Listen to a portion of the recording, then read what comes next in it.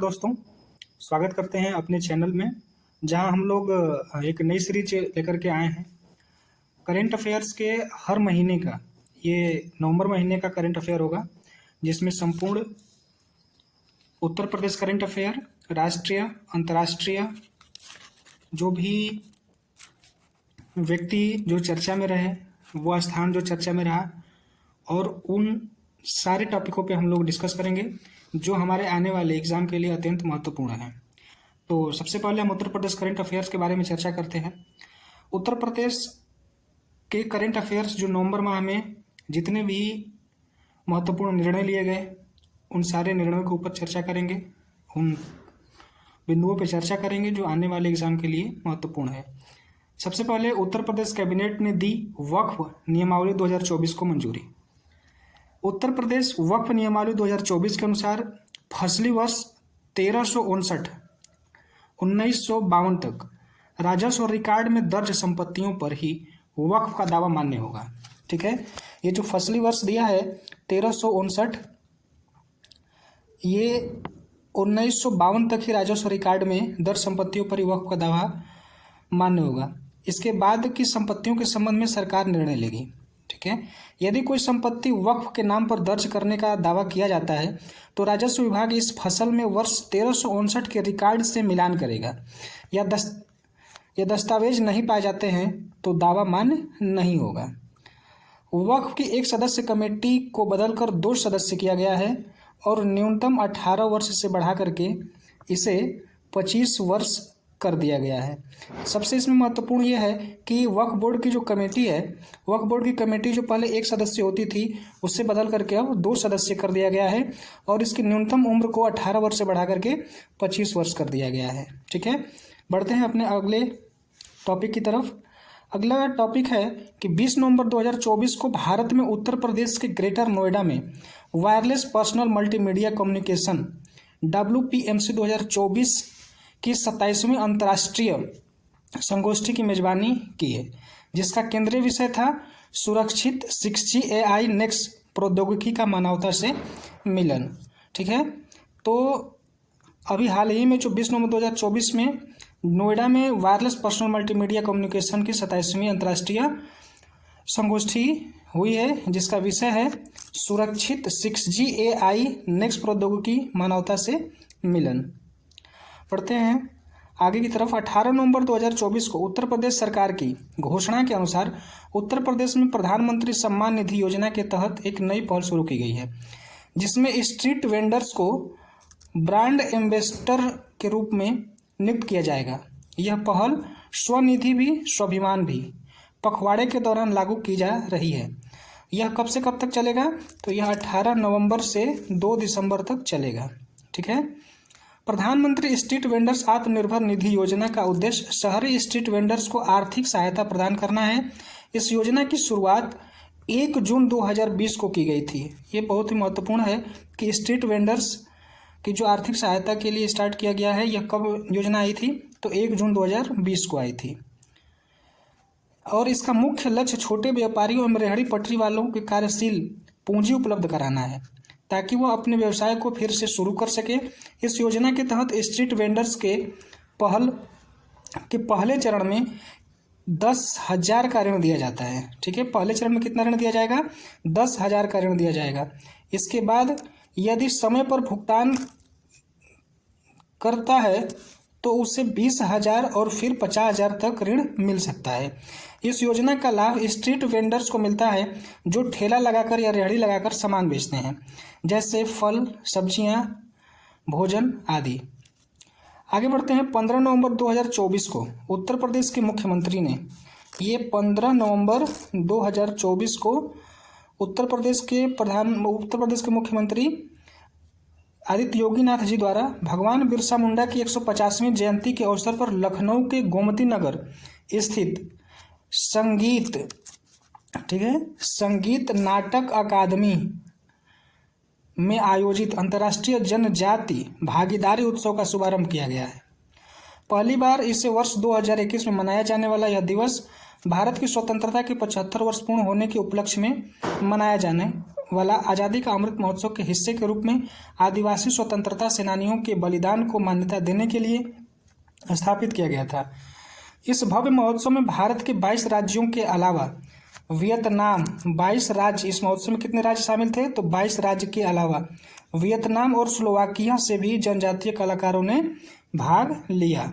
ठीक है, तो 22 राज्य के जनजाति और वियतनाम और स्लोवाकिया के भी जनजातीय कलाकारों ने इसमें भाग लिया। यह कहाँ मनाया गया? तो यह मनाया गया उत्तर प्रदेश के लखनऊ में, और लखनऊ में जो गोमती नगर है, गोमती नगर में स्थित जो संगीत नाटक अकादमी, ठीक है, वहाँ पे इसको आयोजित किया गया। बढ़ते हैं आगे, देखते हैं कि ये 15 नवंबर जो बिरसा मुंडा की जयंती है उनके बारे में भी कुछ जान लेते हैं। बिरसा मुंडा का जन्म 15 नवंबर 1875 को हुआ था। ठीक है, वह छोटा नागपुर पठार में मुंडा जनजाति से संबंधित थे। मुंडा ने ब्रिटिश औपनिवेशिक शासन के तहत जनजातीय लोगों को धर्मांतरित करने के मशीनरी प्रयासों के बारे में संज्ञान लिया तथा बिरसाइत संप्रदाय की स्थापना की, जिसका उद्देश्य आदिवासी पहचान को पुनर्जीवित करना तथा धर्मांतरण का विरोध करना था। इन्होंने मुंडा और उराव समुदाय को औपनिवेशिक एवं मशीनरी नियंत्रण के खिलाफ एकजुट किया। वर्ष 1899 में उन्होंने उलगुलन आंदोलन शुरू किया। 1899 में उलगुलान आंदोलन शुरू किया, जिससे ब्रिटिश सत्ता का विरोध करने वाले और बिरसा राज्य के रूप में ज्ञात स्वशासित आदिवासी राज्य की स्थापना को बढ़ावा देने के क्रम में गोरिल्ला युद्ध रणनीति को अपनाया गया था। ठीक है, आगे बढ़ते हैं। 12 नवंबर 2024 को मिली जानकारी के अनुसार उत्तर प्रदेश में हर जिले में 50,000 से अधिक आबादी वाले एक गांव को आदर्श सौर गांव के रूप में विकसित किया जाएगा। तो कितने? हर जिले में जो 5,000 से अधिक आबादी वाले गांव हैं उन्हें आदर्श सौर गांव के रूप में विकसित किया जाएगा। यह पहल प्रधानमंत्री सूर्य घर मुफ्त बिजली योजना के तहत की जा रही है, जिसका उद्देश्य सौर ऊर्जा के उपयोग को बढ़ावा देना है। इस योजना का प्रत्येक चयनित गांव में घर घर रूफ टॉप सोलर पैनल लगाए जाएंगे और कृषि उपकरणों को भी ऊर्जा प्रदान की जाएगी। इस योजना के तहत केंद्र सरकार द्वारा प्रत्येक आदर्श सौर गांव के लिए 1 करोड़ का बजट निर्धारित किया गया है, जो ग्राम पंचायत को सौंपा जाएगा। इस गांव के चयन प्रक्रिया गांव का चयन एक प्रतिस्पर्धात्मक प्रक्रिया के माध्यम से किया जाएगा, जिसमें सौर ऊर्जा में उत्कृष्टता के आधार पर चयनित गांव की पहचान की जाएगी। इसका लक्ष्य अगले वर्ष फरवरी तक सभी जनपदों को इस योजना का लक्ष्य पूरा करना होगा, जिसमें 500 घरों का स्थापना का लक्ष्य रखा गया है। इस योजना का उद्देश्य ग्रामीण क्षेत्रों में सौर ऊर्जा का उपयोग बढ़ाना और स्थानीय समुदाय को आत्मनिर्भर बनाना है।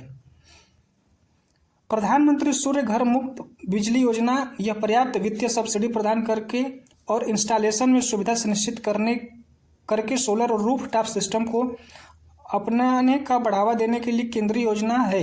इसका लक्ष्य भारत में 1 करोड़ परिवार को मुफ्त बिजली ऊर्जा उपलब्ध कराना है, जो रूफ टॉप सोलर पैनल वाली बिजली का स्थापित करना चाहते हैं। बढ़ते हैं अपने अगले खबर की तरफ। 8 नवंबर 2024 को सर्वोच्च न्यायालय ने अलीगढ़ मुस्लिम विश्वविद्यालय 8 नवंबर 2024 को सर्वोच्च न्यायालय ने अलीगढ़ मुस्लिम विश्वविद्यालय को अल्पसंख्यक दर्जे पर फैसला सुनाया। यह मामला अलीगढ़ मुस्लिम यूनिवर्सिटी अल्पसंख्यक दर्जे को बहाल करने की मांग करने वाली याचिकाओं से उपजा था, जिसे वर्ष 2006 में इलाहाबाद उच्च न्यायालय ने खारिज कर दिया था। लेकिन अभी हाल ही में सर्वोच्च न्यायालय ने इसके ऊपर फैसला सुनाया है। न्यायालय ने 1967 के संविधान पीठ के फैसले को खारिज कर दिया, जिसमें कहा गया था कि अलीगढ़ मुस्लिम यूनिवर्सिटी को अल्पसंख्यक संस्थान नहीं माना जा सकता, क्योंकि इसकी स्थापना एक कानून द्वारा की गई थी और यह एक केंद्रीय विश्वविद्यालय था। न्यायालय ने कहा कि अल्पसंख्यक समुदाय द्वारा निर्मित कोई भी संस्थान संख्या शैक्षणिक संस्था कहलाती अल्पसंख्यक शैक्षणिक संस्था कहलाती है, चाहे वह कानूनी रूप से किसी भी रूप में गठित हो। ऐसी संस्थाओं का उद्देश्य समुदाय को सांस्कृतिक विरासत को संरक्षित रखना है। अल्पसंख्यक दर्जा इस बात पर निर्भर नहीं करता कि संस्था की ओर समुदाय के लिए है, बल्कि मुख्य रूप से उसे लाभ पहुंचाती है। न्यायालय ने पाया कि समुदाय द्वारा प्रशासनिक नियंत्रण खत्म से संस्था का अल्पसंख्यक चरित्र समाप्त नहीं हो जाता है। संविधान के अनुच्छेद 30(1) में अल्पसंख्यक को अपने शैक्षिक और सांस्कृतिक मूल्यों को संरक्षित करने के लिए शैक्षिक संस्थानों की स्थापना तथा प्रबंधन का अधिकार देता है। प्रशासन का अधिकार समुदाय के सदस्यों को संस्था का प्रबंधन करने की आवश्यकता नहीं रखता है, बल्कि यह समुदाय विशिष्ट शैक्षिक लक्षणों को बनाए रखने के लिए संस्था की स्वायत्तता सुनिश्चित करता है। अलीगढ़ मुस्लिम यूनिवर्सिटी वर्ष 1875 में की गई थी। यूनिवर्सिटी की स्थापना जो है 1875 में किया गया था, जो अलीगढ़ मुस्लिम यूनिवर्सिटी अधिनियम 1981 के माध्यम से संसद द्वारा अल्पसंख्यक का दर्जा दिया गया था। ठीक है, 1981 के तहत इसे क्या दिया गया था? अल्पसंख्यक का दर्जा दिया गया था। लेकिन इस प्रावधान को वर्ष 2006 में इलाहाबाद उच्च न्यायालय ने अमान्य कर दिया था। सरकार का तर्क था कि राष्ट्रीय महत्व के संस्थान के रूप में अलीगढ़ मुस्लिम यूनिवर्सिटी कोर्स का राष्ट्रीय चरित्र के कारण अल्पसंख्यक संस्थान नहीं माना जा सकता।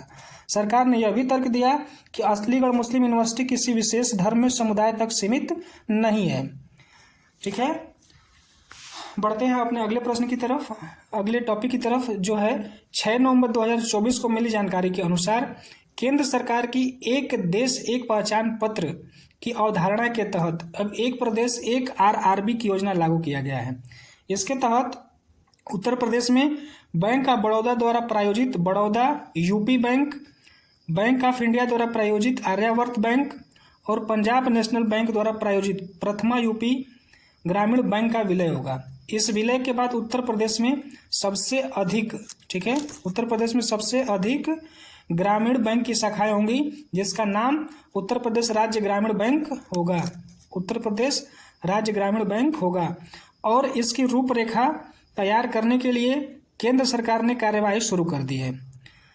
उत्तर प्रदेश में होगा अगले 3 साल में 2000 मेगावाट बिजली का उत्पादन। यह अत्यंत महत्वपूर्ण है, इसे थोड़ा हम लोग ध्यान से समझने का प्रयास करेंगे।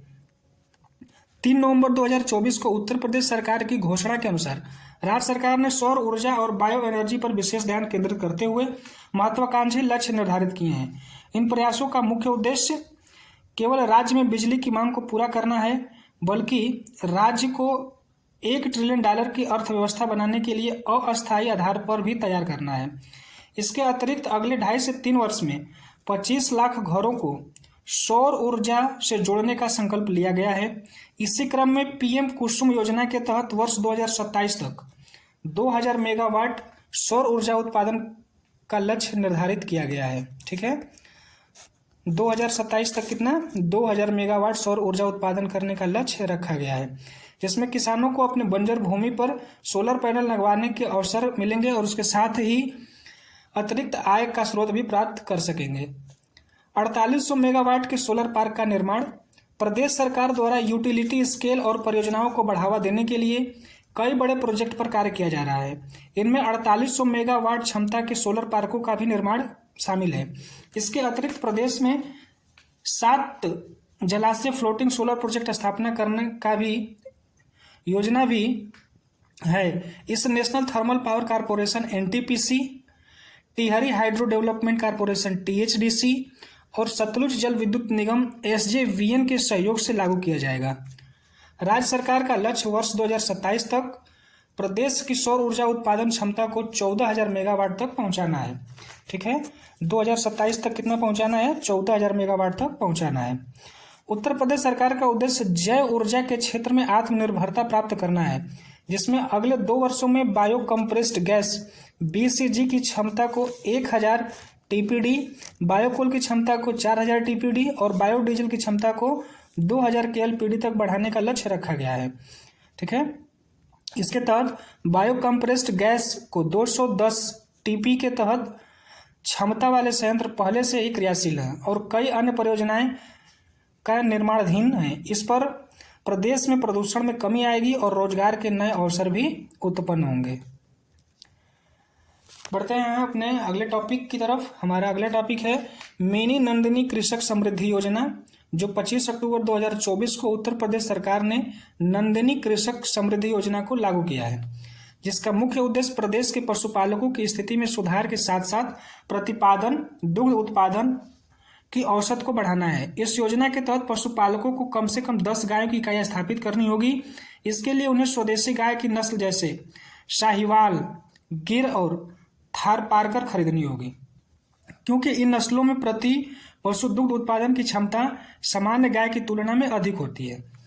इस योजना के तहत केवल उत्तर प्रदेश के जो पशुपालक हैं या किसान है वो लाभान्वित होंगे। इस योजना में महिला पशुपालक को प्राथमिकता दी जाएगी। इस योजना के तहत आवेदनकर्ता के पास एक सक्रिय बैंक खाता होना अनिवार्य है, जिसमें सरकार द्वारा दी जाने वाली सब्सिडी की राशि सीधे उसके खाते में जमा की जा सके। आवेदक पशुपालक क्षेत्र में कम से कम 3 वर्ष का अनुभव होना चाहिए। ठीक है, कम से कम 3 वर्ष का अनुभव होना चाहिए, ताकि यह योजना का लाभ सही पात्र व्यक्ति तक पहुंचे। सभी जिलों में पशुपालक की योजना के तहत पात्र होंगे। योजना के तहत केवल वे साहिवाल, गिर और थारपारकर जैसे उच्च नस्ल की गायों की खरीदारी कर स्थापित करना होगा। अब जो उत्तर प्रदेश के महत्वपूर्ण करंट अफेयर नवंबर में आके थे, हमने उन पे सारे पे डिस्कस कर लिया। अब हम बढ़ते हैं अपने राष्ट्रीय घटनाक्रम की तरफ।